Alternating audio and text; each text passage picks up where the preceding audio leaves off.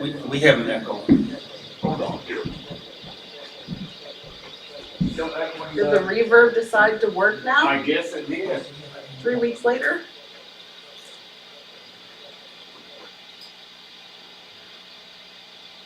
One more time. There you go. Yeah. All right. Yeah.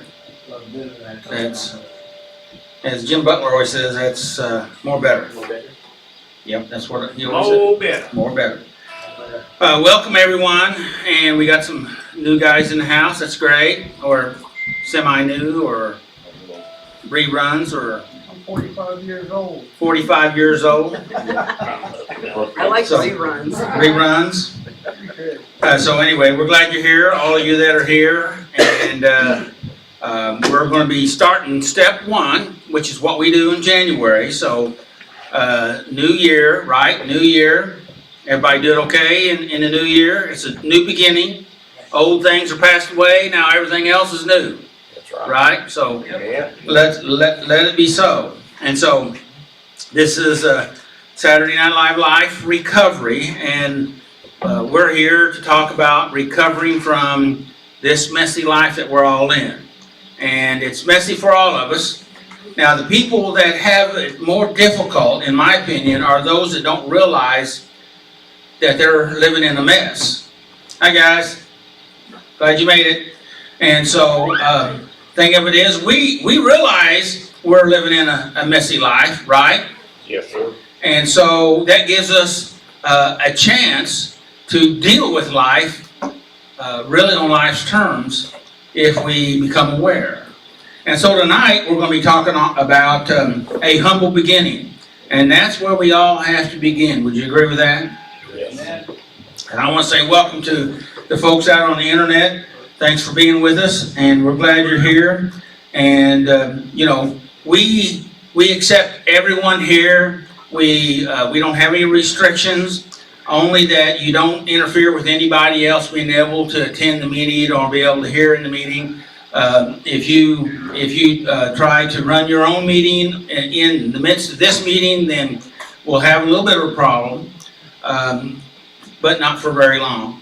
And did you see how I just kind of slid that in there? Yes, sir. And so, yeah. Pretty slick. Yeah, well, you know, you've been teaching me a lot of good things, Bobby, so I appreciate it. Good to see you. So, and this is Bob that just walked in, right? Is it Bob or Robert? Robert Robert, sorry. All right. Well, and Garth. Garth, yes. I recognized Garth when he walked in. I couldn't pull up his name. I knew I liked that name. So anyway, we're here, and we're glad you're here, and we're going to be dealing with a humble beginning. This is out of step 1. We committed that we were powerless. How are you with that statement so far? Huh? That's you. That's all of us, whether we realize it or not. We're powerless in a particular area or several areas of our life. We're powerless over our problems, that our lives have become unmanageable. Anybody here line up with that statement in any way, shape, or form? Yes. If you didn't raise your hand, you are a liar, by the way. So, yeah. And so, anyway, we're going to be I'm going to be talking about later on well, maybe during the meeting too, because I get involved in the meeting as we go through, but why do we try to influence or control God? Anybody here ever tried to influence or control God? That's called manipulation. That is called manipulation. That's also called a control freak. Does that count bargaining? Bargaining would bargaining be a form of control? Yes.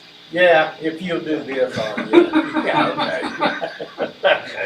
okay. That would be what we might call influencing a little bit. So we're going to be talking about that. Plus, if we have time, I'm going to touch on how to build mental strength.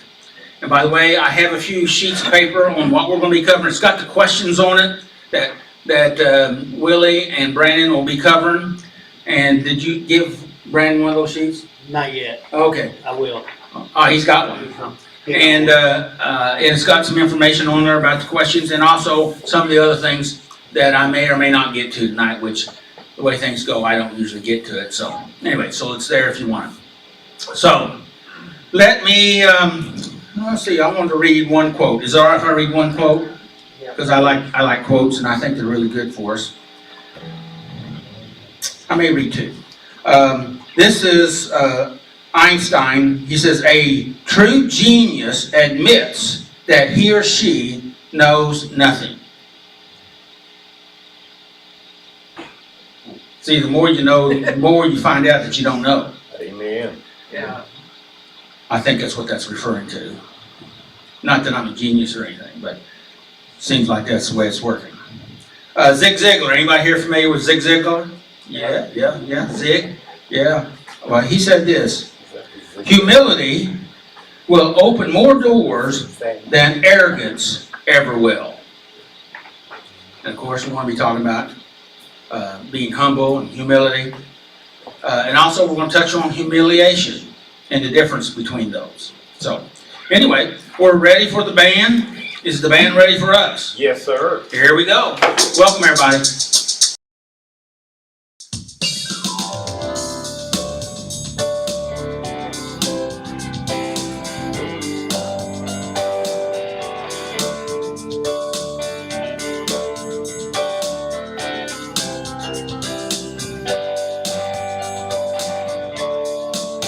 There's only one thing under heaven whereby we must be saved. There's only one thing under heaven whereby we must be saved.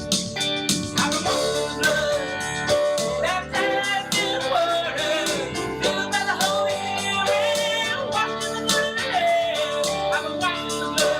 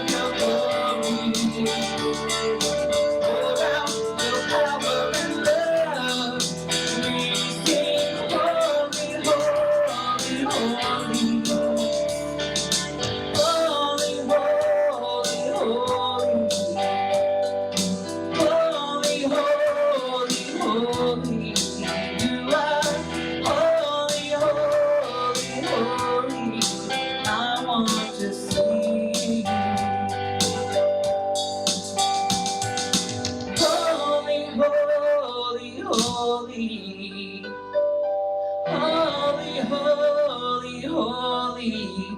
You are holy, holy, holy. I want to see you.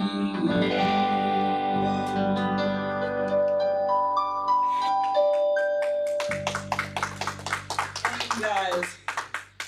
Honestly, I didn't think I was going to make it here tonight. I've been sick all week, and I'm just glad that the fever broke over 48 hours ago. So, Your voice sounds beautiful. thank you. Wine bag. I am a wine bag. He's the only one I'll say that to me. So, this next song is really awesome. Whenever I realized that, like this is scripture. It's called Revelation Song. I'm sure you've heard it if you've been here. And in the book of Revelations, it talks about like this song is being sung 24/7 in heaven. And if you guys know the words, sing along. If you don't, just close your eyes. Don't close your eyes, but try to envision like this being sung. Like this is one of our favorite songs because we're singing it with the angels. So.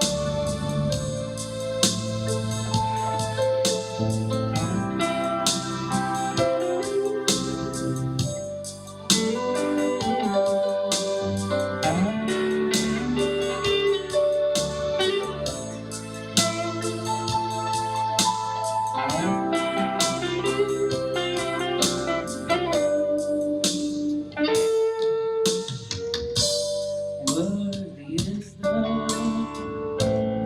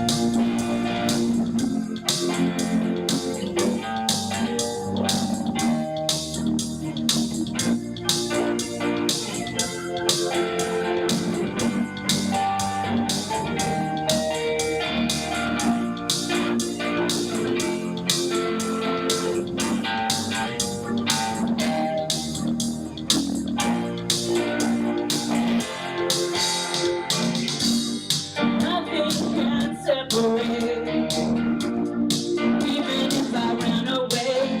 But your love never fails.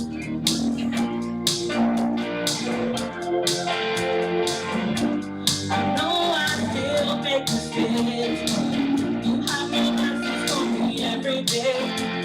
Your love never fails.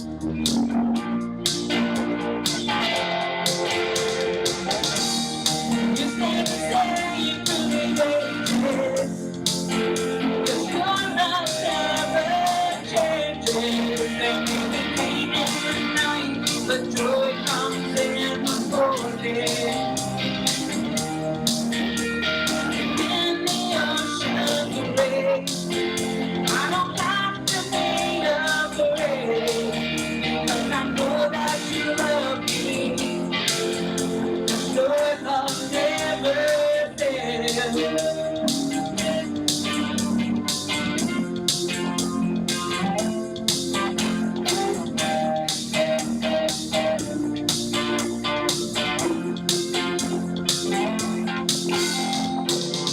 When the strong and the water's deeper, I'm not alone here in these open seas. 'Cause your love never fails.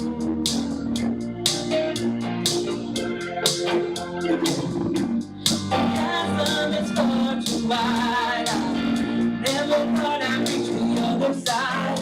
But your love never fails.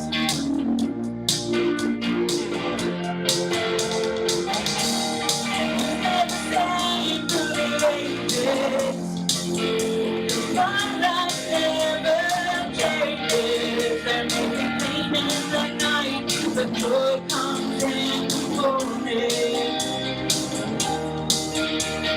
When the ocean's race, I don't have to be afraid. Because I know that you love me. Your love never fails.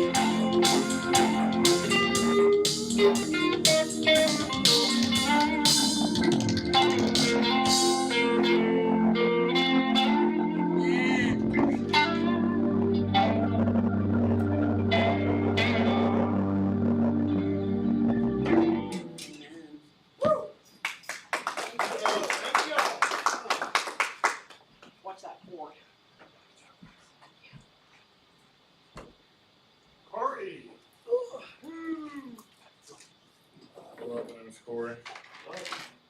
I had the mic way off from where you needed it. Hello. And these are the 12 steps. All right. Number 1, we admitted that we were powerless over our problems and that our lives had become unmanageable.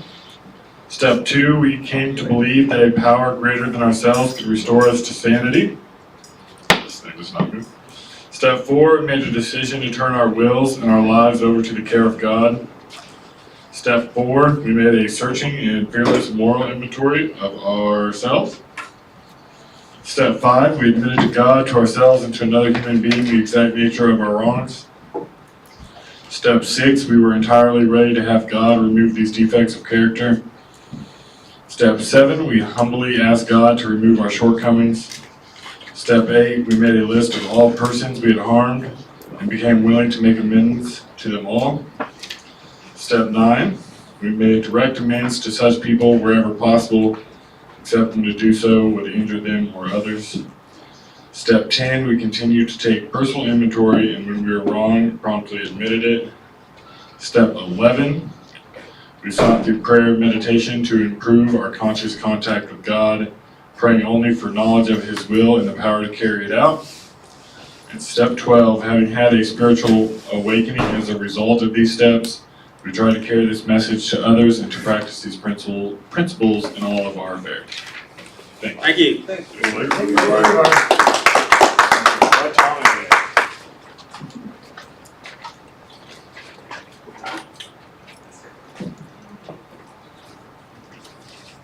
Hello, everybody. Hey, Johnny. A humble beginning, Yeah, you're gonna get a little closer to that. like that. How's that? Closer. No. You gotta turn it up. It's hard for me to. Is that better? I think that sounds better, was it? All right. A humble beginning. Bible reading, 2 Kings 5, 1 through 15. We admitted that we were powerless over our problems, that our lives had become unmanageable. It can be very humiliating to admit that we are powerless, especially if we are used to being in control. Get close to the mic, Tommy. Oh, Turn a little bit, maybe you need to turn. yeah. I was Can't hear you real well. Okay, I'll start over. How about that? It can be very humiliating to admit that we are powerless, especially if we're used to being in control. We may be powerless in some areas of our life, but we may be powerful in some areas of our life, but out of control in terms in our addictive compulsive behaviors. Yeah, why don't we talk about that for a second? Okay. Why don't you talk about it? We may be powerful in some areas of our life, but out of control in the terms of our addictive compulsive behaviors.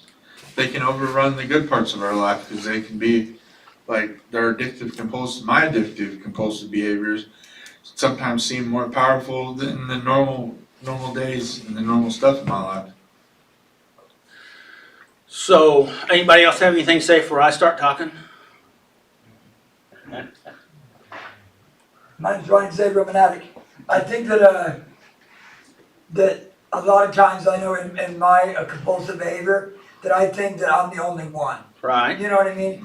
And so it's very important for me to be, just open to this whole idea that there is another way to live, and there's that God can restore me because Yeah. I was so close-minded in my addiction.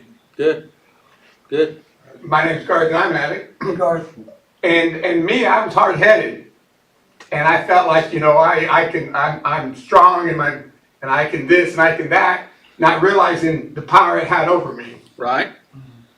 So And that's what we're talking about, recognizing that, right? Yes. But this statement here also says, see, because I think, correct me if I'm wrong, and will you correct me if I'm wrong? Of course you will. And so, one of the reasons why we don't want to say that we are powerless is because we don't feel that we're powerless overall, because we're able to manage some things in our life in in a reasonable way, right? We have some power in some areas. But the trouble is, this particular problem, or a compulsive behavior, you know the one I'm talking about, right? Hello? I do. This compulsive behavior or addiction, or both, it could be both, that if we don't recognize we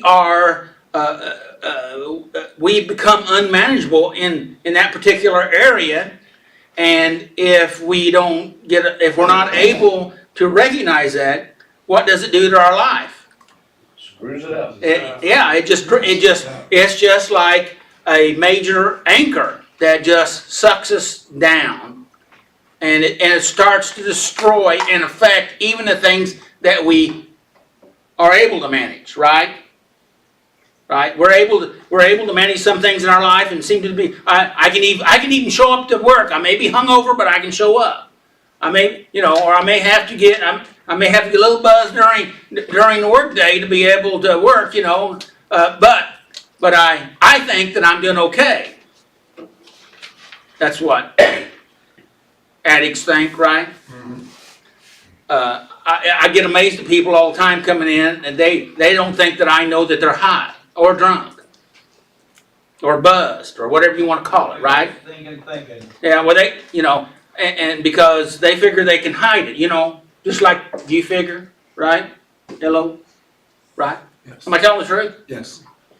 So, what we're talking about here tonight is being able to recognize that maybe we have some power and some control in certain areas of our life, but there may be this one giant monster that's squeezing the life out of us. Or maybe two. Or three.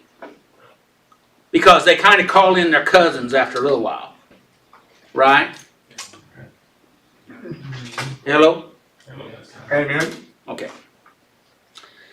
Any comments from anyone?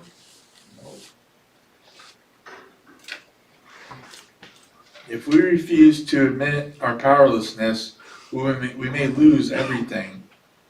That one unmanageable part of our life may infect and destroy everything else. Okay, basically that said almost something similar that I said there, right? And you already know this, right? That's the reason why we're here. You out there on the internet, some of you know, some of you don't know. Some of you think you're so smart that you can avoid it, right? True. That's what you used to think, right? Yes, highly. Yes, constantly. And you could be smart, but you're not smart enough to do that on your own. Would you agree? Hello? I think. My name's Ryan Saber, I'm an addict. I think that it doesn't matter how smart I think I am, if it's my mind that's telling me that it's okay to be obsessing and compulsing, it's going to overrun my thought process of self-will. And the rest of the story about our mind, according to neuroscience, our mind will literally work against us. Yep. Because it's not out to make you better. It's not out to make you happy. Okay? It's just out to try to help you to survive this moment of crisis. So it'll tell you whatever it needs to tell you. And it may not be really in your overall best interest. Am I telling the truth? That is better. Has anybody ever had that happen to them? First thought wrong. So anyway, thank you, Ryan. Ryan, right? Yes, sir. Ryan. So, anything else on that? Okay, now we're getting ready to go into the Bible story. The experiences of the Aramean army commander Naaman illustrated how this is true. He was a powerful military and political figure, a man of wealth, position, and power. He also had leprosy, which promised to bring about the loss of everything he held dear. Lepers. Hold on, right there. Yes. All right, so now this is an illustration of what we just talked about obsessive compulsive behavior and addiction, right?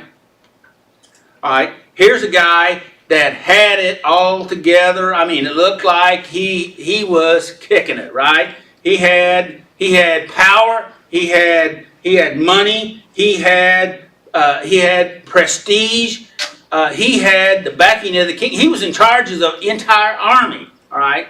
So he's the top dog in the military. But he also had leprosy. He had something that was grabbing hold of him and that was killing him. You die from leprosy. There was nothing that can be done. That's the reason why they had leprosy camps. They made people go to those camps. And if their family didn't bring them food and try to take care of them, they did it from a distance, they starved to death. By the way, prisons kind of worked that way back then too. Did you know that during, lifespan during that time was about 30, at the most 40. Some went a little longer. All right, and I was, the possibilities of a baby to live to being older than 5 was like between 6. The death rate was like 60%. Things were harsh, okay? So here we are. He was done great. Now he had a disease. What am I going to do? You can't buy your way out. You can't leverage your way out. You can't fight your way out. There's no way out. Let's see what Tommy has to say. Lepers were made outcasts from their families and from society. Ultimately, they faced a slow, painful, and disgraceful death. Naaman heard about a prophet in Israel who could heal him. Okay, stop right there. So this slow and painful and disgraceful death, does that remind you of anything else you may be aware of? Reminds me of my addiction. Your addiction? Yeah, no doubt. Yeah, right? How many people do we know in, well, let's just narrow it down into the last year that have died because of their addiction. Maybe they've gotten clean, but because of past usage, it really took a toll on their body. You know, people die out of this meeting every year, and I hope it's not you this year. I hope it's not me. But hey, I'm okay. If I die, though, my wife will kill me. So she threatens me all the time. She said, I can't die until we go in the rapture. So, well, I don't know how old I'll be. It could be tomorrow, though, right? Mm-hmm. So anyway, all we can do. I just got off the phone. You saw that I got a phone call, and I don't normally take phone calls, but I don't know. I just took this one. I didn't have the name down on it, so somebody hadn't called me, and he hadn't called me for I don't know how many years. But he says I really do love God, but I keep making those choices. You know what I mean? And I told him, as the same thing I always tell you guys, is, well, we need to learn from our mistakes. And it's not our performance that saves us. It's God's grace that saves us. But to have a better life, we have to learn from our mistakes. Right? Does that make sense? Mm-hmm, I agree.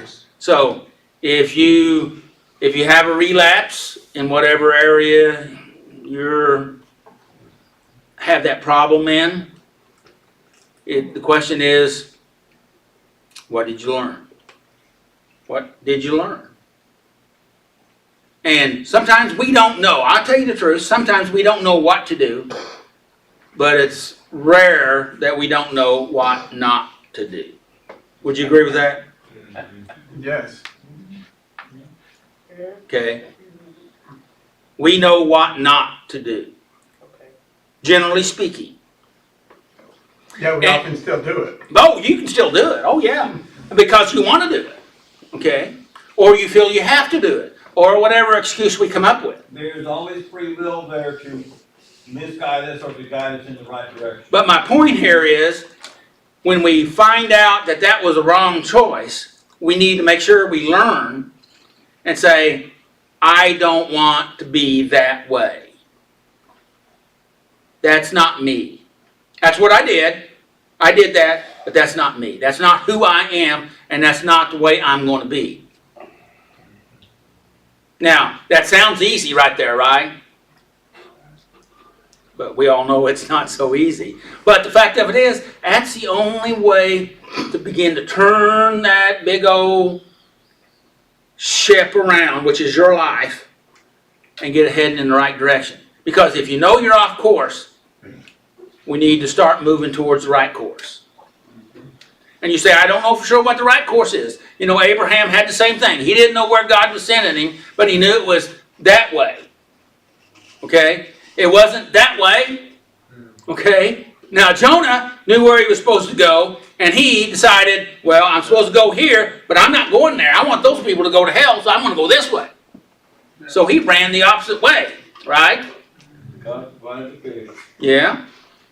He helped him to alter his thinking, which he's done the same thing to you guys, right? Yes. And to me. So that's what we're talking about here tonight. Is any of this making any sense to you? Hello? Yes. Restoration of sanity. Yes. Yes, amen. That's right. And that's what we want. Because all we've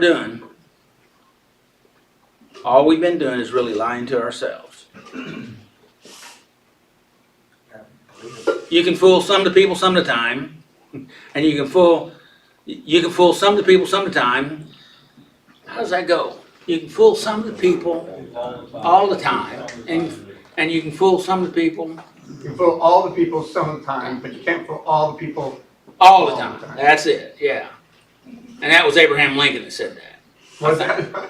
I did not know that. Yeah, I think Abraham Lincoln said that. Let me add to that, and it's hard to fool yourself.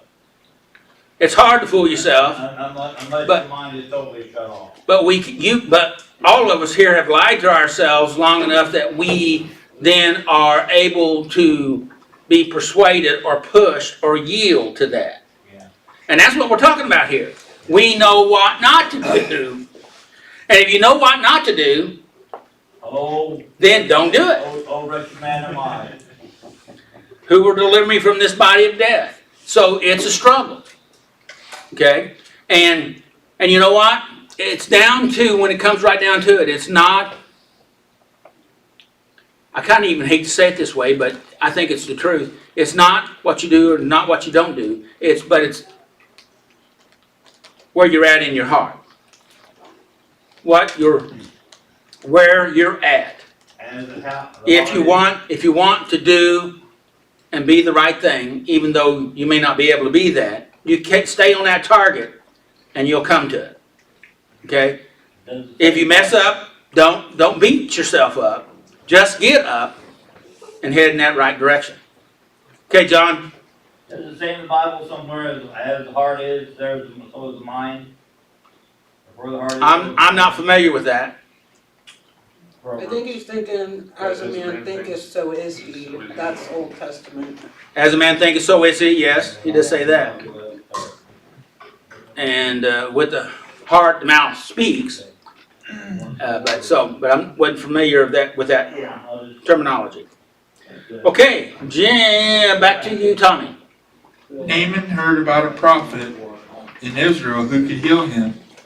He found the prophet, and the prophet told him that in order to be healed, he needed to dip himself 7 times in the Jordan River. Naaman went away outraged, having expected that his power would buy him an instant and easy cure. Cure. All right, hold it right there. An easy and instant cure. So what would you call that? Instant gratification. Instant gratification? Yes, that could be. What? Drugs? All those times I'm like, God, take this from me, and I was still drinking, and I'm like, well, why haven't you taken this from me instead of doing my part to? Well, here was the rich guy that came up to the door asking to be healed, and some of the story that he didn't share there is the prophet didn't even come to the door. He sent one of his servants and said, give him this message to go dip 7 times in the Jordan River.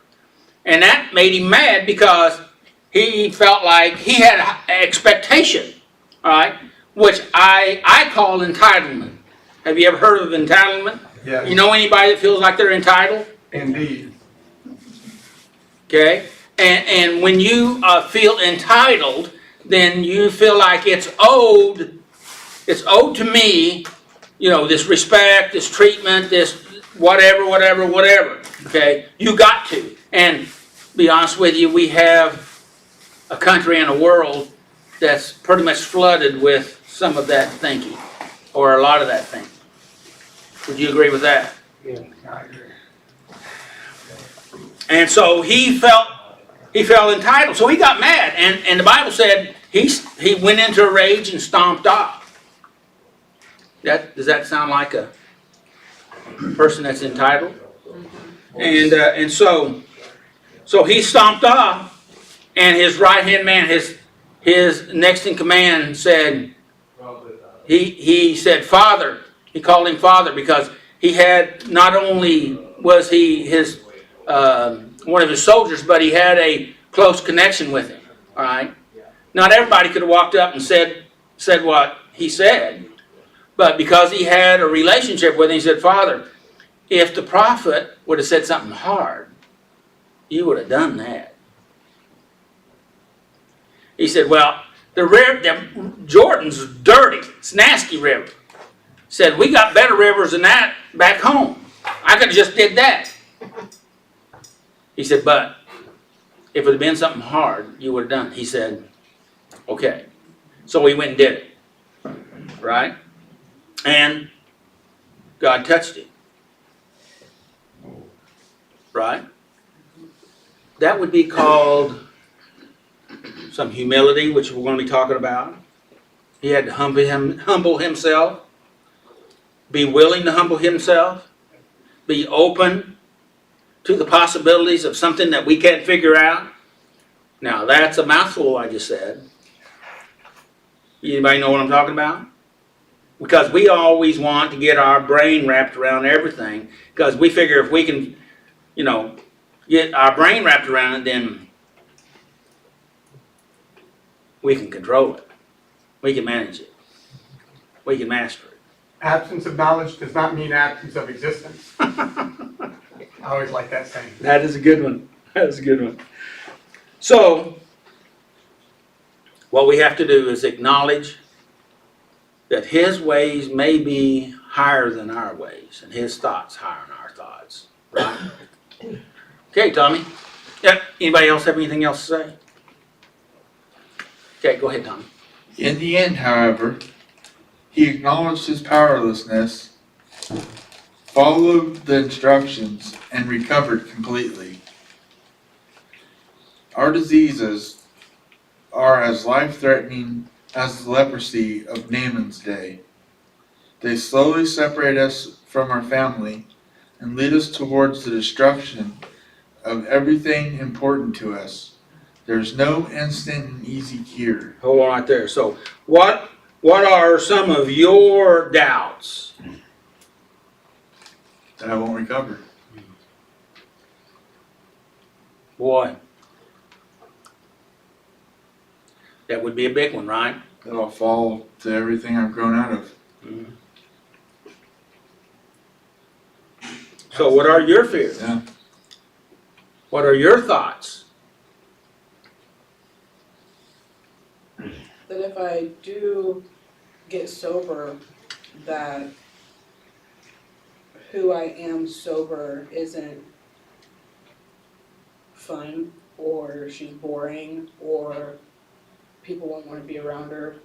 Because the only time people wanted to be around me whenever I was at the life of a party. But that's a lot of what went through my head whenever I even had people tell me that, like, you're not gonna be fun anymore. you know, Uh, yeah. So, We talking about recovery, So- we just talking about being fearful. Say it again? Talking about recovery, we just talking about being fearful. Cause you know, in my head, when I try really hard and I slip up the littlest thing, my mind wants to tell me nothing more than how I ain't good enough and or whatever. My biggest fear is that no matter how hard I try, I'm never gonna be able to do the things I need to do, to be able to go to heaven, and that's really where it's at. I mean, I find myself focusing on this so much that, you know, it's almost like my mind tells me I might as well just give up, and it's over little things that don't even matter. But I've learned to not react to my thoughts so much and to, you know, take the time to think it through before I do.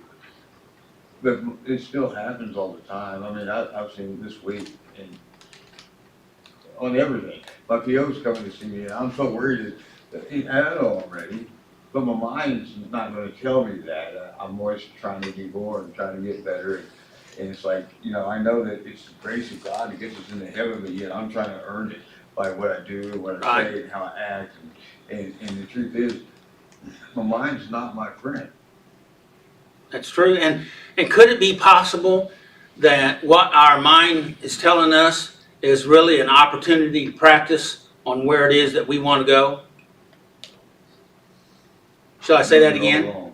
Huh? It's doing it all wrong. It's telling me how it spells, not Well, how. the trouble is, but it's an opportunity to practice. Practice on what you want, where you want to go. And that begins every time we do that. Every time we are faced with the opportunity, and we say, "No, I'm not going there. I choose to go here. This is the way I'm going to go." We rewrite that neural pathways in our brain to help us to continue to do what we're trying to do. Because see, we have a highway in our brain taking us to destruction, and what we have to do is we have to weaken that thing by not driving it anymore and create and drive on that highway that takes us to where we want to go and the way we want to be and the way we need to live and want to live. What's in our best interest? To be our best selves. And so some people say, well, I keep having these thoughts coming up. Well, that's an opportunity to redirect. Okay? Anybody here ever worked with tools that you have to calibrate? Right? Calibrate, you got to calibrate the tools. Well, you know, some tools you do once a week. Some tools you do once a day. Some tools you do once an hour. Sometimes you do it more often than that, depending on how critical it is. But it's you're adjusting and meditation and prayer is part of that adjustment process. Is because we're all upset because we can't stay in that place because we drift off one way or another, right? That's part of the plan. Because it's not how long you can do this, it's what you do when you drift. You bring it back. That's the most important part. It's the bringing back. And that helps you to stay focused and to be able to have some control on what you're going to think. You're creating that neural pathway that helps you to be able to do, it enables you to be able to do what it is that you want to do. Because the trouble is, what we've created our ability to do is where we don't want to go. So we have to rewrite it. Does that make sense? Okay, go ahead. The only answer is to admit our powerlessness, humble ourselves, and submit to the process that will eventually bring recovery. That's 3 steps, by the way. Okay? All right? Admit our powerlessness.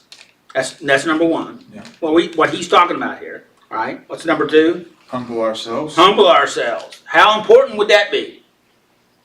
I think that's real important. Okay. Now, by the way, this is a part of self-discipline.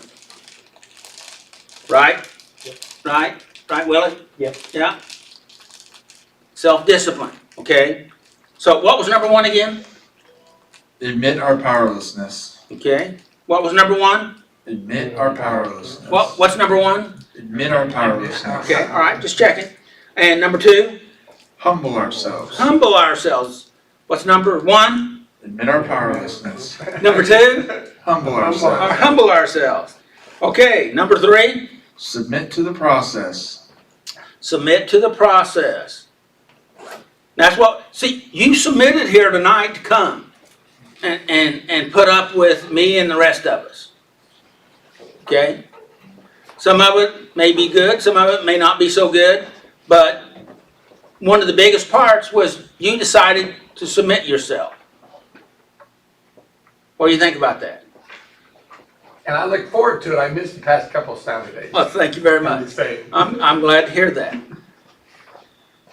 And that's, you know, why do I do this? For stuff like that, that I know that it's helping people. Because that's all I've ever wanted to do is really to help people. Okay? And if I can, that's what I want to do. And the day that I figure out that I'm not, then I'm done. and I wanted to see you today. Okay. So, number one was what? Admit our powerlessness. Okay, number two. Humble ourselves. Number three. Submit to the process. And that will eventually bring recovery from anything. Would you agree with that statement? These things are a form of self-discipline. Self-discipline, you know, if you were to grade yourself, people love it when I do this. If you were to grade yourself on a scale between 10 and 0, 0 being the worst, on where would you grade yourself on self-discipline? Think about it, just for a second. What number comes to your mind? Solid 8. 6? 6. I got a 6. You got a 6? I'm going 8 all the way. Do I? Solid 8. Solid 8? Well, good. Very good. Congratulations. One. One. Well, that's all right. That's all right. Some people say, well, how can you do this? Okay? It's because there's a part of us that knows where we're at if we're willing to listen. Okay?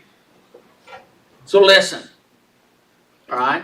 And wherever you're at, choose to go forward. Now, don't say I'm a 0 and I want to be a 10 tomorrow. It's no, I'm a 0. What do I need to do to be a 1? What do I need to do to be a 2? Or a 9? Okay? Or even a 10. Okay? So, continue. Continue to have that self-discipline. And one of the tools of this is these 3 steps right here. And what was step number 1? Admit that we're powerless over our issue here, the thing that's grabbed a hold of us. In fact, we're powerless over a lot of stuff. We're powerless over more stuff than we have power over. Would you agree with that statement? Yes. So, and number 2? Humble ourselves. Humble ourselves. Okay? Number 3? Submit to the process. Submit to the process. How important do you think that is, submitting to the process? Now, if Naaman would have not submitted to the process, how would he went home? According to the Bible story, Dying. he was done. I mean, he died. Okay? You know, and part of the story we didn't talk about was his army had went into Israel and taken some captives, and they took one little girl, and this girl was given to Naaman's wife to be a servant, a handmaid. And she felt so bad for her master that she told him about. She didn't tell him. She told her mistress that about the prophet that could heal, and the message got to him, and You know, and I've thought about that. You know, God sends us people, doesn't He? Yes. Has God ever sent somebody to you? All the time. Has God had supernatural times of intervention in your life? Yes. Maybe you didn't recognize it at the time, but when you look back, you can see it, right? I wonder what that means. What do you think that means? He's looking after us. He cares for us. Even when you're trying to kill yourself, He's still there trying to take care of you. Even when you're at your deepest, darkest point. Yeah, There's no coincidence. no coincidence. That's Yes, it. I agree. Mine's trying to say dramatic. I also think that if God put something in my heart, okay, my mind is talking about creating those neural pathways. Okay, if my mind's telling me to do something else, and my God put something in my heart, that neural pathway is where my mind needs to line up with my heart. Because if my God, in my understanding, is loving, caring, and kind, and I can get my mind to get on board with what God has put in my heart, then that is the path. That's where I need to be at, because my mind can trick me, but if I have that loving, caring, kindness, that my higher power is put in my heart. You know what I mean? Right. And it's time for my mind to get. That's the pathway that I need to. It needs to bond. Right. Well put. That's good. Thank you, Ryan. Yeah, John. And God never grows weary of the process. I didn't understand that. God never grows unweary Oh, okay. of the process, unlike us. Yeah. We want it done. We want it one and done. Right. We want it right now. But God is patient. God is kind. God is never grows weary of the process. In other words, He doesn't give up on us. He doesn't give up on us. He's So always there for us. He's always working on us, even when we've given up on ourselves. Right. He's there. Our biggest problem is we sabotage and give up on ourselves. Our biggest problem is getting ourselves out of the breaking way. That's right. Okay, That was all. that's it? Yeah. All right. Thank you. Thank you. Thank you, everybody.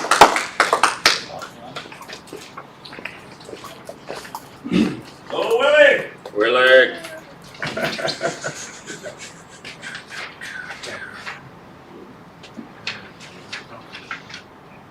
How y'all doing? I'm You hear me all right? Doing great, thank you. Okay, I'm done. Good. Oh, it don't work that way, does it? A humble beginning. Question 1. What is the difference between humiliation and humility in my life? You guys know the difference between the two? What's the question? Mike Willie. I'm on the mic, thank you. Oh, sorry. What's the difference between humiliation and humility in my life? Humiliation is what you get when you do something wrong in society. Humility is knowing what to do and not doing it. Correct. Anybody else? Humiliation is what we get when we're not humble. Okay. Anybody else? Good, good. Humiliation is an exterior down, like degrading of a person. So like somebody else would humiliate me by degrading me. But being humility is letting go of my ego and seeing myself for what I really am and admitting my flaws. I've always thought humility. Sorry, are you done? Yeah. Humility is being not thinking less of myself, but of myself less. Good. So I don't have to tear myself down. Yeah. That's good. It's basically like the humiliation is a feeling or a reaction that I would have from somebody opposed to me or even myself. But the humility would be is that I'm equal. Good. I'm no less than or better than anybody else. I'm equal because I'm human. It's good. Anybody else?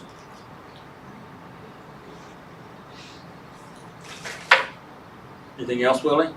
No, not on that question. Okay. Move Well, back. one thing I just want to make sure that, according to definitions, and some of you have it out there, that a humiliation is what oftentimes other people may do to us, or we may even do to other people, where we degrade them, or we try to treat them in a disrespectful way of trying to punish them, which is a form of trying to control them, right? And so, and we treat them with disrespect and contempt, and that is really very disrespectful. They don't understand just what Ryan said about I'm no greater than or less than. They're thinking I'm somebody and you're less than. So that would be that humiliation.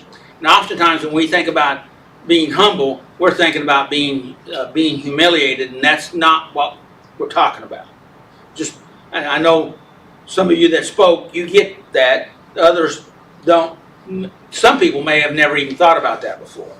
So, but humility is having a modest or low opinion of oneself, being that I'm not higher than anybody, and the scripture says this, we're not better than anybody, but we're not any worse than anybody.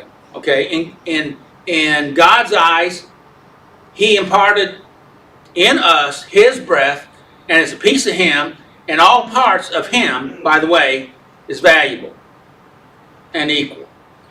Would you agree with that? Yes. And by the way, you can't destroy that, okay? Because it is a form of energy, and energy cannot be destroyed, right?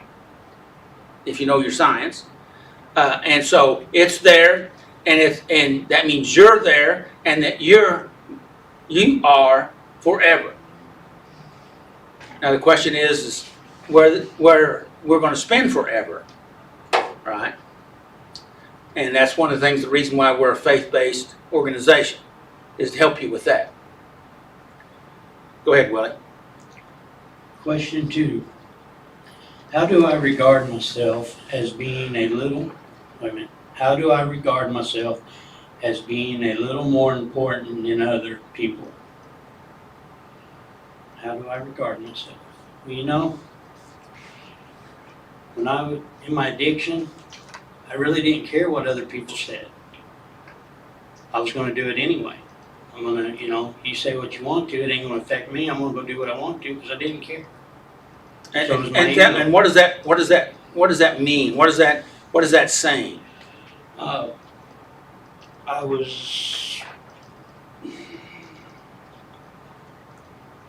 That I'm more important than anybody else. That's kind of what I think I'm hearing. Yeah, I lack humility. Yeah, that was, you agree or disagree? well, I agree. That's the way it was. That's why. I mean, It sure, Well, we're not trying to put words in your mouth. We're just. you've known me most of my life. It's been about 25 years ago when I first met you. Really? Mm-hmm. And you've seen both sides of me. You see me when I was doing what I wanted and everything. Out there running my company, the roofing company. Running it into the ground, by the way. And he knows the little lies I told him through the years, which I hope them have stopped. You never know.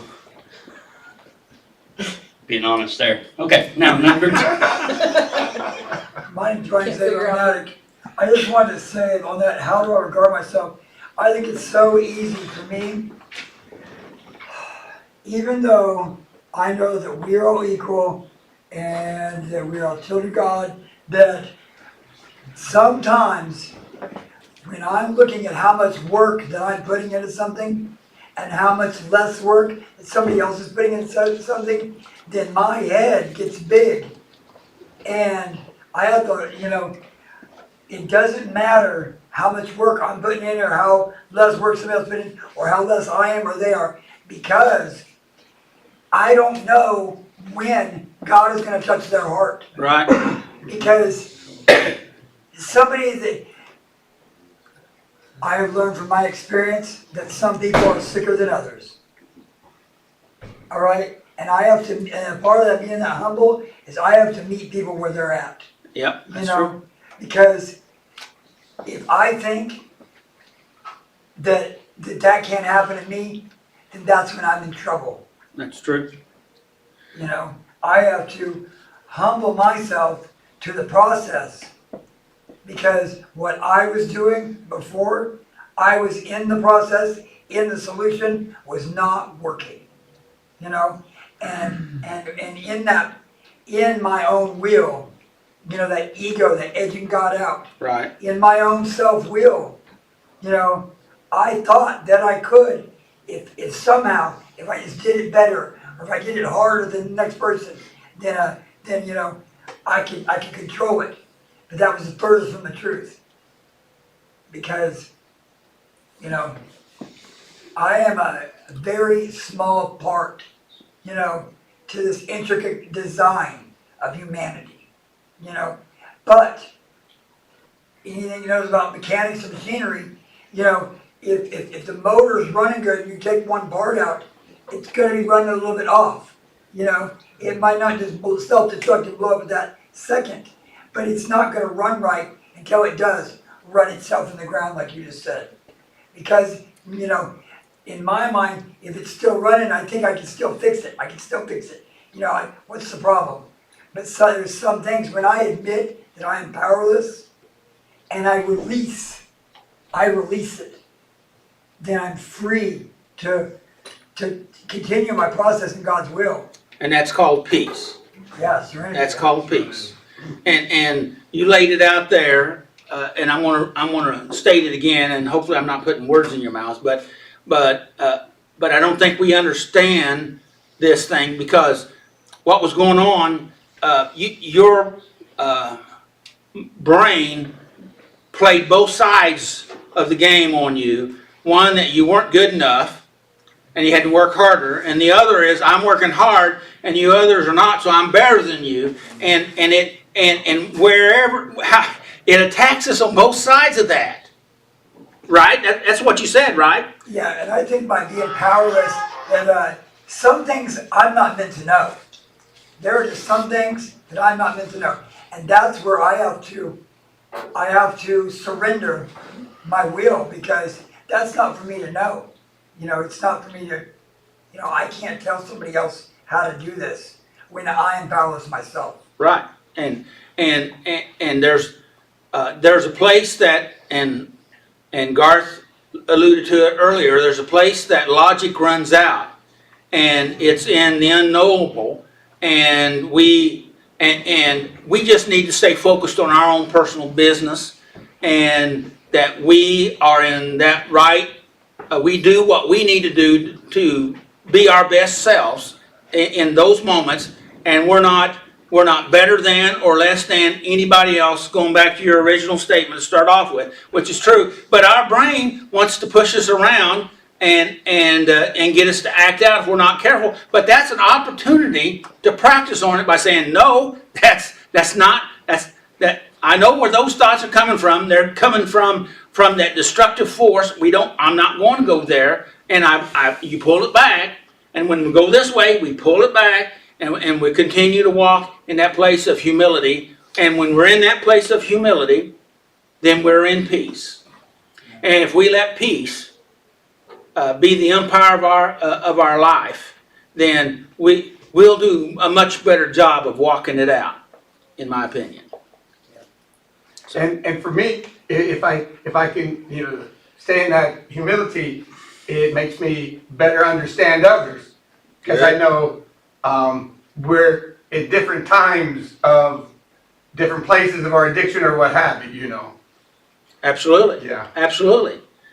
And that's, if we go into a plainer form that the scripture uses out of John, is that keeps us out of judging other people.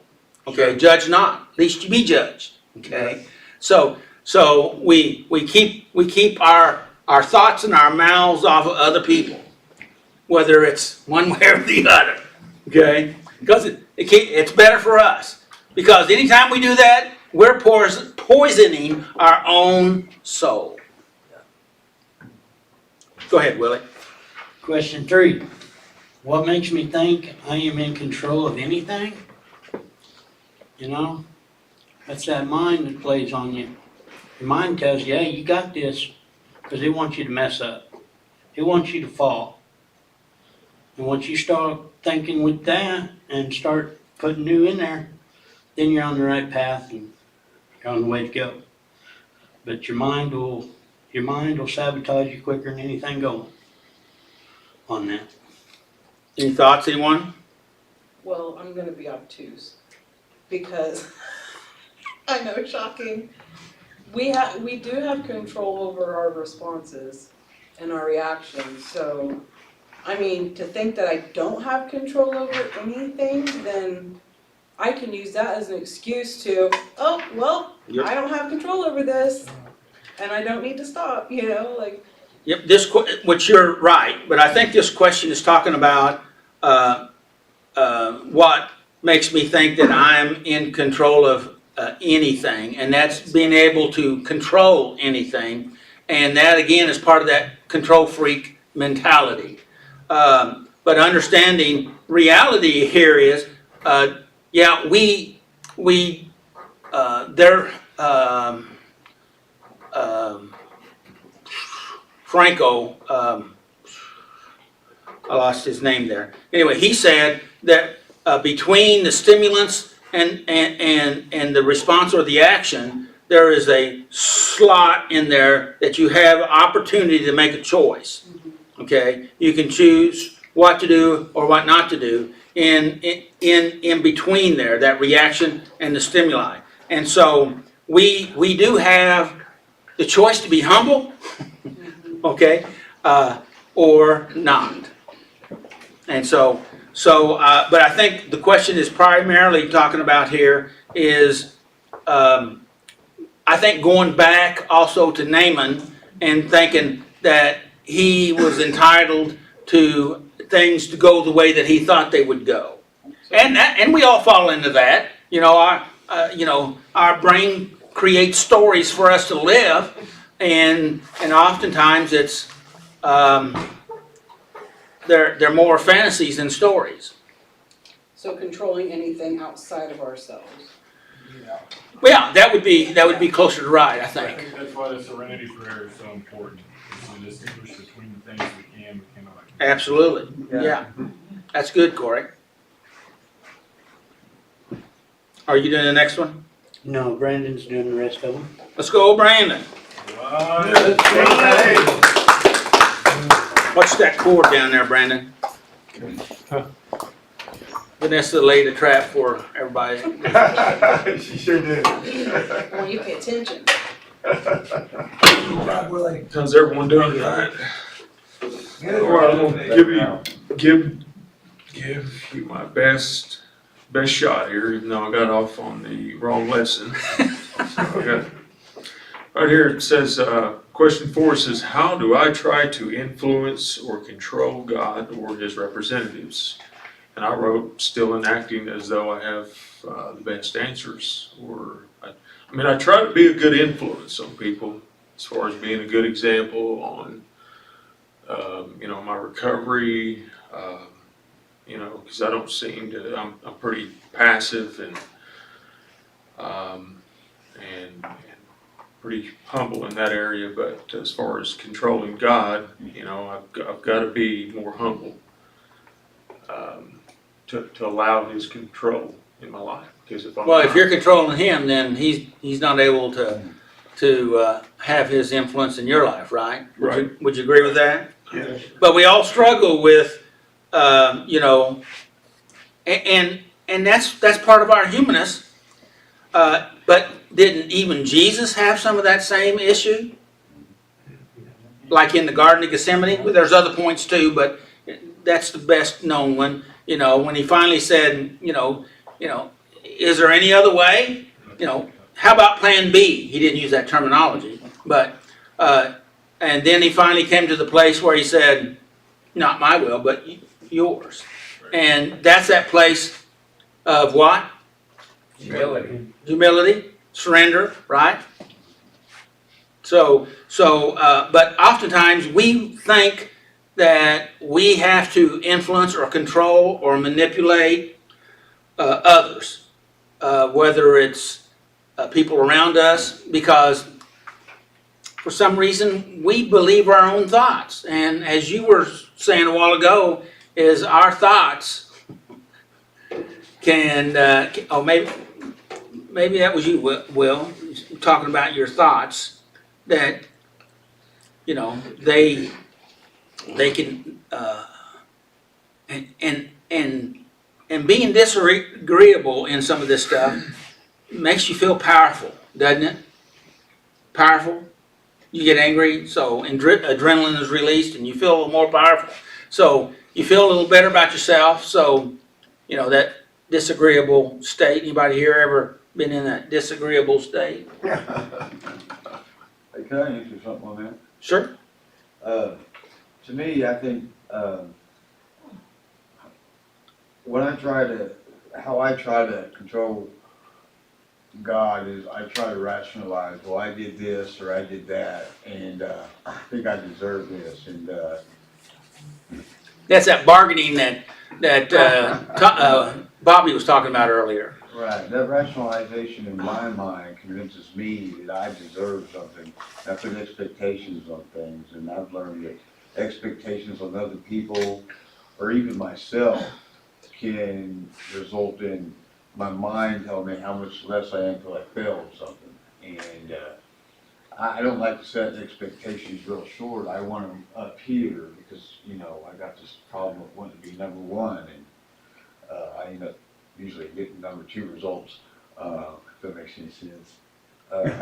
No pun intended. I think I understood that one, you know, between number one and number two. Yeah, so my mind likes to lie to me, and more importantly, I like to lie to myself. And when I do, I get really disappointed. It usually gives me an excuse to do things that are even worse than what it started out to be to begin with. And that's the way things go when we have extreme or unrealistic expectations, and then we're not able to do it. So then we go feeling bad about ourselves. Then we get overwhelmed. We get depressed. All right.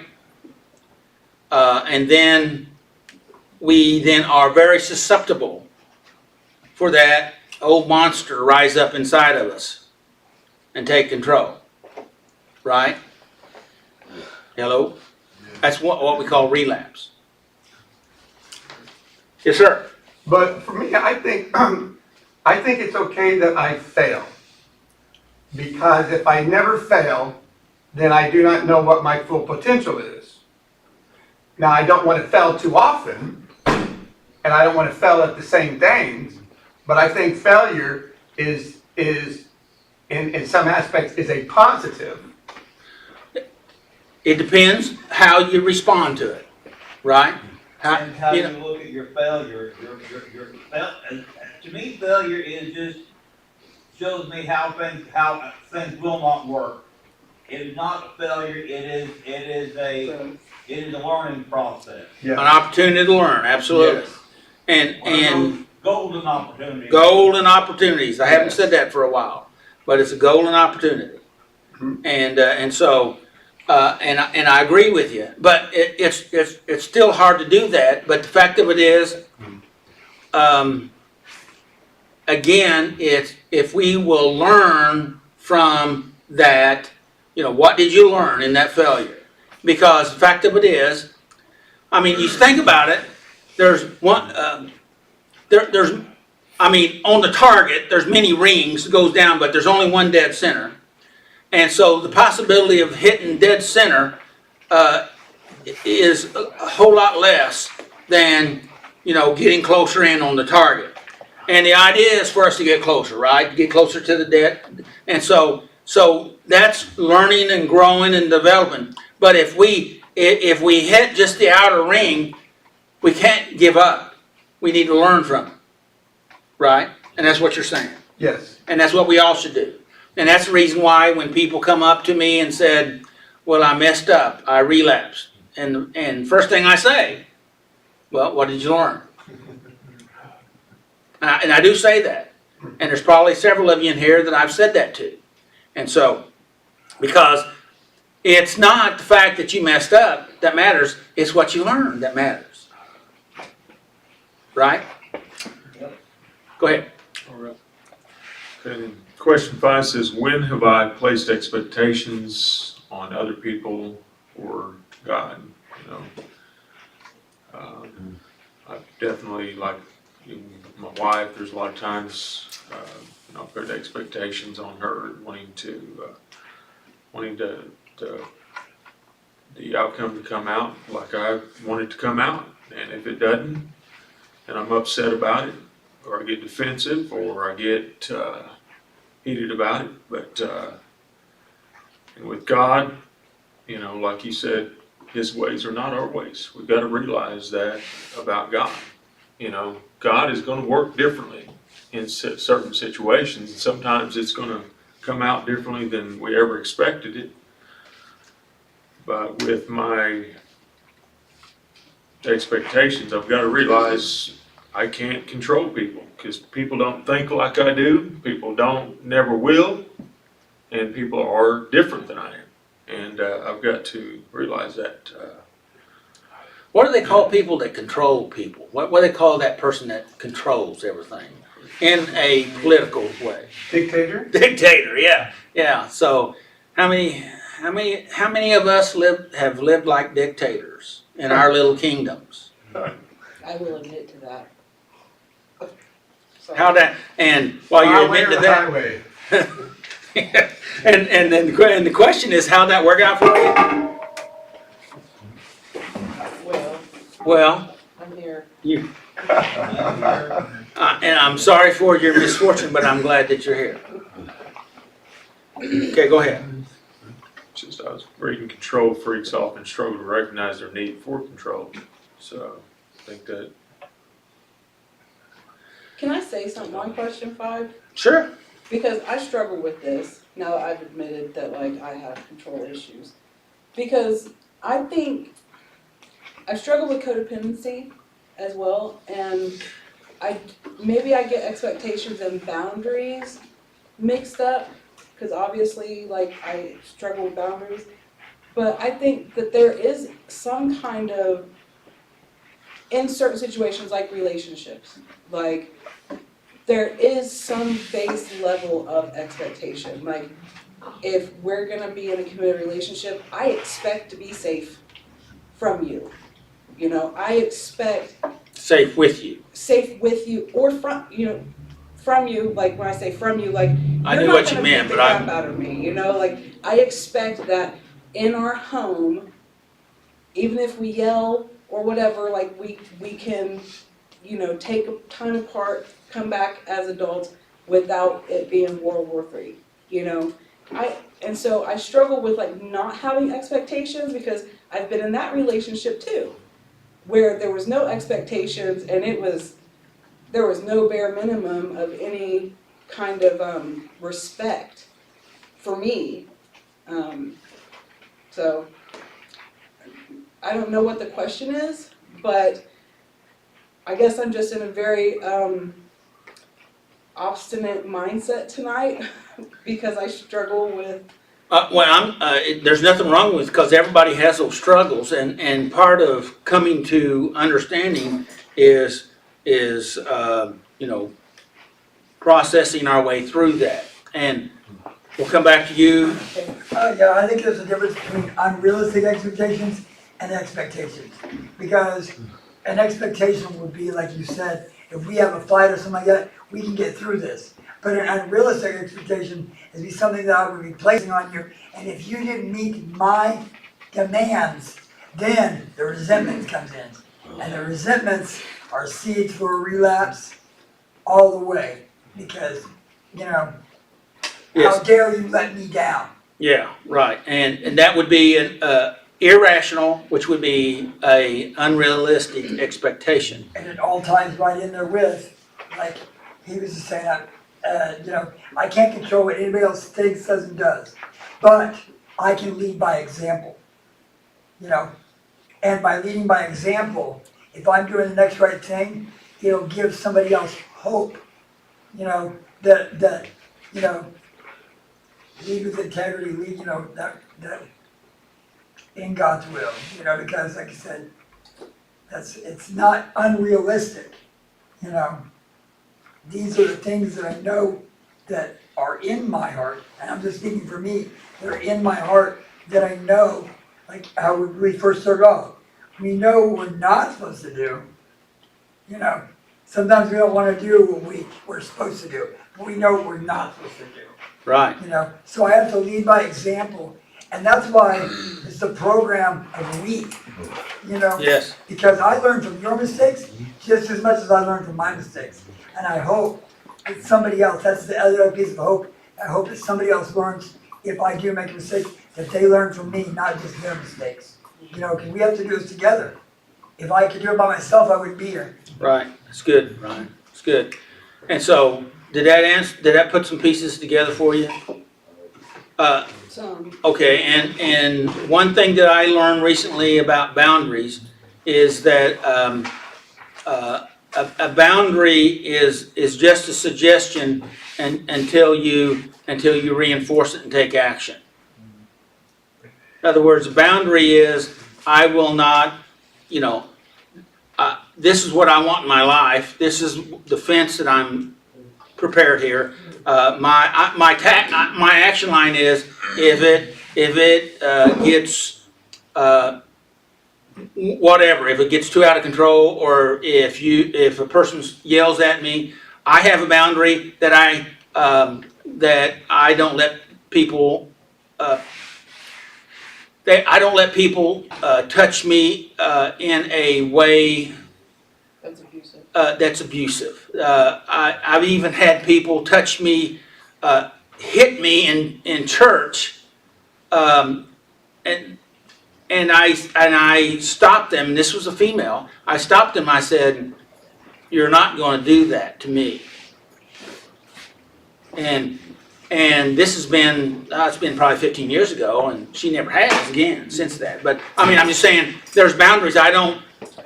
We do that, and that's a boundary that I have. But until we take action, it's just a suggestion that we go ahead and do that. And so it's not a boundary until we even reinforce it, And but an expectation here, and we're talking about unrealistic or irrational expectations of others.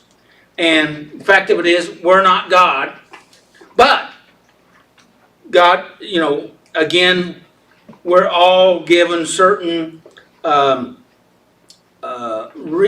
know what's healthy for us and what's unhealthy for us, right? And sometimes we know what's more unhealthy for us than the healthy stuff. And we oftentimes have to learn that place for ourselves because maybe we've had experiences that we got used to unhealthy stuff. And we let people do those things to us again and again and again. And we have to, we're the ones that have to change. Okay? We change and it affects everybody. Right? Yep. Corey? Something that really helped me with expectations was understanding that I'm responsible for my own expectations. Good. Whether they're irrational or not. So if I come in here and I expect like 9 people band and I get in here and it's not that's on me. Right. And if I leave upset about it and I come back the next week expecting the same thing, then again, that's on me. It's not up for. So the expectations I put on other people are my responsibility. When they don't live up to those expectations, that's still on me. And whose fault is that? That's mine. That's your fault. Every time. So you're doing it to you. Not everyone's has been any. Nobody else has made me angry. I have put expectations on them to live how I want them to live, or I think they should live. And when they don't, I get upset about it, and that is not their fault. That's my fault for putting those expectations on those people. And it can go the other way too. I can expect that, when I get there, this person's gonna do this. And expect them, kind of go the opposite way where I expect them to do the wrong thing. And don't give them the benefit of the doubt to do well. And that's also on me. And knowing that, You know, when people come to me and they said, well, I did this and I expected you to whatever, like, you know, I'm sorry, but I can't live up to I can't live up to everybody's expectations, but what God expects me to do, I can strive and shoot for that, Good. and I think that's a healthy way to live. You know, I say this oftentimes with working with groups and even here on Saturday night, is that, you know, I'm not really in control, but I am responsible. Okay? I'm responsible for me. I'm responsible for what I do, how I act. Okay? I'm responsible to help you all. I can't make anybody do anything other than if you're unruly, we would make some suggestions and maybe help and reinforce those suggestions, you know. But you know what? We've been doing this for almost 20. We're going to be starting our 20th year here soon, and we've not had too many incidents in all those years. Okay, we've had a couple. Okay, but you know, to my knowledge, we never had anybody shot or stabbed, I think. And so I remember we had somebody stabbed on Friday night, but not on Saturday night. So At the kids' church. yeah, it's kids' church. At the kids' church. I ain't coming on Friday. Maybe they were upset that you didn't have Saturday Night Live on Friday night. Yeah, well, it could have been. Expectations. Yeah. So anyway, thanks, Corey, and everybody else. Go ahead. We're past time, so we got to move it. Okay. Question 6 says, when have my attitude shown that I believe I know that I'm better than God? And just trying to still have. I think this is really a thought question here. Read it again. Okay, it says, when have my attitude shown that I believe I know that I'm better than God? Has anybody ever had that thought? When I don't pray. How'd that work out for you? Well, I'm here. I'm sorry for your misfortune, but I'm glad you're here. Yes, sir. Go to 7. Okay, it says, why is it difficult for me to follow another person's instructions? And I put, because of pride in my own heart. I want to keep my own way, you know. But I'm working on that. I'm usually pretty humble in following instructions until it's. Anybody have any comments on that? I absolutely have an answer for that, because if I've got to do it, then I'm gonna do it the way I know how to do it. I'm not gonna really let somebody else help me do it, because if I gotta come back and fix it, then I'd rather do it right the first time than have somebody else mess it up and have to fix it and be responsible for it anyway. Like, I know that's wrong. What do you call that personality? Control freak. Thanks. Those exact words are on the paper. Everything I just said? Yeah. Really? I'm gonna read the rest of this later. Yo, guys. I'm here. I'm here based on my decisions. And I need a lot of repairs, so obviously, you know, I need to listen to others. I'm just saying that's me. So who are you speaking to here? Who am I speaking to? Yeah, right there. Well, I think I'm speaking to myself. There you go. That's what I was just checking. Yeah, you know, because I tell you, you know, I stopped a few times, you know, and this time stopping, you know, because each time I learned, you know, I did a lot of thinking each time. And what I did different this time, and which has given me the more confidence that I've ever had than the others, is this time I decided to listen to others. All right. Yeah, and I this think that time deserves a hand clap there. Yeah. All right. Because I'm hard-headed. And that, you know, and that just kind of kept going to the, you know, same spot. And Garth, that hard-headedness is really a gift from God, but it needs to be bent in the right direction. I hear you, I hear you, I hear you. My name's Brian Zager, I'm an addict. I'm gonna go with the car thing again because with my car, something's wrong with it and I can't fix it, I gotta put it in the shop, all right? Right? And the guy fixing my car, that's God. You know, because God can fix my car, something that I cannot do. When I cannot do it, my life is unmanageable. Right? I have to bow out and say, look, I cannot do this, I need your help. Mm-hmm. He's the only one. You know, because you can't get me clean and I can't get you clean. But my higher power, you know what I mean? He Right? can work miracles in my life if I let him. If you let it. And that's being humble and surrendering. That's good. Robert. The big thing that helped me be, have the longest recovery so far is that I realized that God speaks through people. He sends people to help you. It doesn't that God just does a miracle, I mean, although He's capable and He does, but most of the time He works through the people around you. And I had to recognize that before I was able to accept the help from people around me. And it just was a big, big difference in my experience. That's good.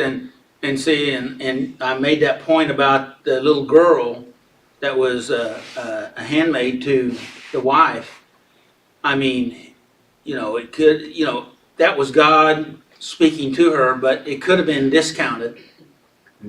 And, you know, there was this probably 30 years ago or more, probably more, God spoke to me through a commercial on TV, you know, and I can't tell you what the commercial was, and I can't tell you what I got out of it, but I got direction from a commercial on TV, because God can speak to us in so many different ways if we're willing to hear, because it's a spirit. And our spirit that He's given us recognizes God's voice. And trouble is, sometimes we've calloused ourselves up where we have a hard time hearing it. But if we practice, we'll start to listen. Now, again, we know what not to do more than what to do. Right? Because He's already put some of that in us from the beginning. Would you agree with that? And but then to being able to zero in. Back when I played football, I could hear the coach's voice over all the racket going on in the field and in the stands. I could hear his voice. Why? Because I worked on listening to it. Particularly when he said my name. You know what I mean? And as we practice on listening, we'll begin to hear better. Would you agree with that? That's a good point. I like that point. That's patronizing. I'm just saying that's a good point. I'm just saying. Well, thank you. That's fine. Go ahead, patronize me. Anything else, Brandon? That's it. All right. Thanks for letting me share. Thanks, Brandon. Well, I think we've had a pretty good lesson. How about you? Yes. Anybody learn anything so far tonight? A lot. But I am more messed up than what I thought. Well, don't be discouraged, I'm not. you know, about that, because the fact of it is, when we realize that we're powerless, okay, we can come to the place that we can then submit ourselves and be open to that. Because it really, as Pastor used to say, you know, it's way harder to relearn something than learn the right way at the first. And trouble is, we've all had a lot of misinformation and distortion, and then which leads us to those expectations that we were talking about.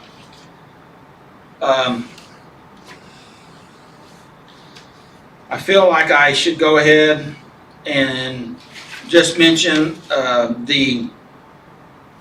if I can find them on my notes, about the mental strength. And let me see if I can do that. I know we're late. Should be on this one. There it is. I got it marked. How to build mental strength. All right. See if this lines up with anything that we talked about here tonight. Practice controlling your emotions. Anybody have any problems with, we was talking about control. That's one of the things that we should try to control. Would you agree with that? Yes. We let other people control our emotions, but we're not supposed to let them control our emotions. We're supposed to control our emotions. Are you good with that, Vanessa? Yeah. Rather than controlling everything around you, build confidence in your ability to deal with discomfort and practice accepting that not everything will go as planned. Right? Sometimes, particularly, we think that everything should be good and that it should never have a bump in the road. Well, are there any roads out there out there that you know of that doesn't have any bumps in it? No. We all have bumps, right? So it's not realistic to think you're not going to have some bumps. And sometimes I've gotten on roads that had big bumps. And then there were some roads I figured out I didn't want to go down. And that's a good plan right there. Would you agree? Okay. Yep. Yep, some of those roads you still have to go down to get where you're going. Well, that's true. I was thinking, when I said that, I was thinking about Nicaragua. The only road there was a washed out pathway that we had to go down, and sometimes we had to go down it sideways like this and slowly. And sometimes there were some of those roads we had to go a long time on to get to where we're going.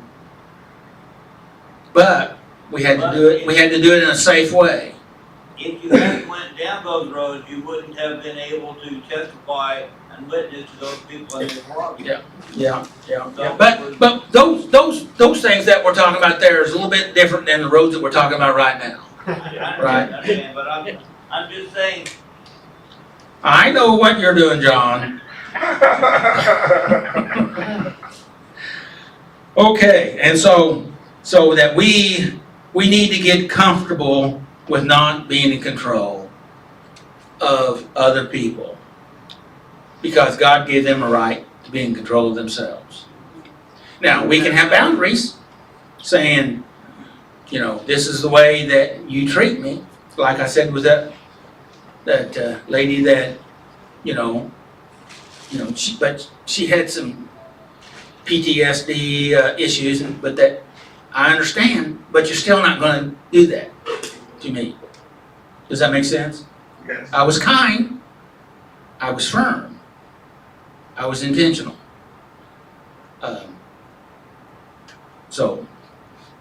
And it worked out, because it would not have really helped her any to let her continue to do that. Do you understand? Yes. No. It wouldn't have been good for either one of us. And what we want is to have God help us and that we grow in that inner peace. Right? Yes, sir. Yes. Any questions? Comments? We're over on, What'd you say? I said we're over on time. Oh, yeah. I'll get up. May the Lord bless you and keep you, and may His face shine upon you and give you His peace. Would you agree with that? Yes, sir. And as Corey has already mentioned, make healthy choices.